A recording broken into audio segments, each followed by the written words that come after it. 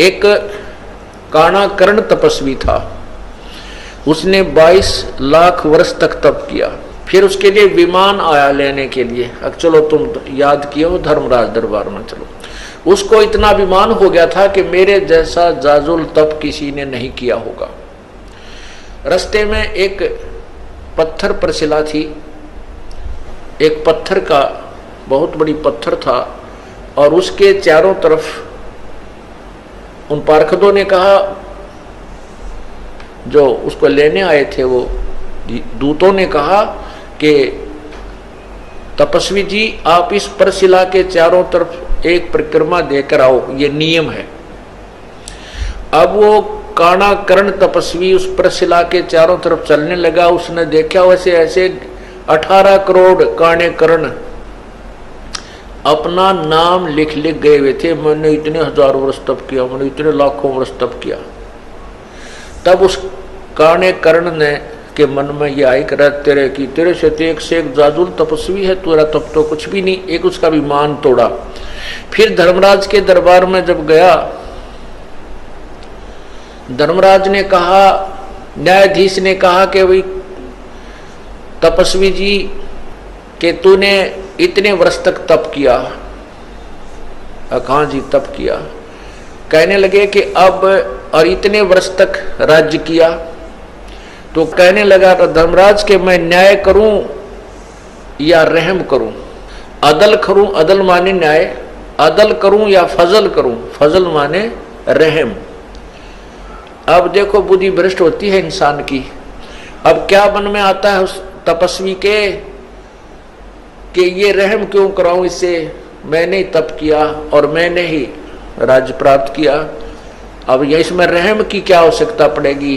कहने लगा न्याय कर, अदल करो।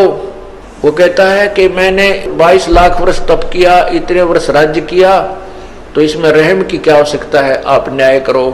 तब धर्मराज ने कहा कि जिस टुकड़ी पत्थर की टुकड़ी के ऊपर बैठकर, जिस पत्थर की शिला पर बैठकर तूने तप किया था वो किसकी थी, तेरी थी या मेरी थी, बता।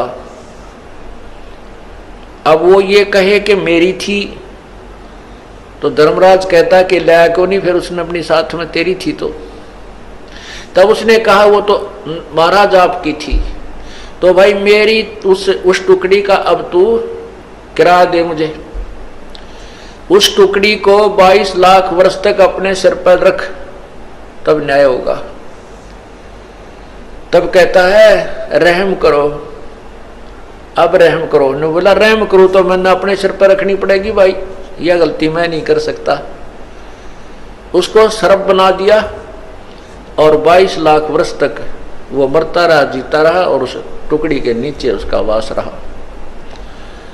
तो पुण्यात्माओं, ये तत्व ज्ञान हमें प्राप्त नहीं हुआ था। हम इन ऋषि महर्षियों को और तपस्वियों को, सिद्धों को, छोटे मोटे चमत्कार दिखाने वालों को एक परम संत मान बैठे थे। डंब करें डूंगर चढ़े अंदर झीनी झोल, जग जाने बंदगी करें ये बोवें सूल बबूले। डंब माने पाखंड करते हैं, दंभ करते हैं। कैसे करते हैं? ऊंचे स्थान पर बैठ जाते हैं, ऊंचे से टीले पर जाकर बहुत दूर से सबको दिखाई दे तपस्वी बैठा है, दुनिया जावे मत्था टेके और वाह वाह का पात्र बने। बोली जनता तो ये समझती है कि बड़ा तपस्वी है, बड़ा साधक है, बंदगी कर रहा है, भक्ति कर रहा है। और तत्व ज्ञान से परिचित संत कहता है ये तो अपने आने वाले जीवन में, भविष्य में बबूल के बो रहा है, उन कांटों को बो रहा है जो इसी ने उनके ऊपर चलना पड़ेगा। डंब करे डूंगर चढ़ ये अंदर झीनी झूले, जग जाने बंदगी करे ये बोवे सूल।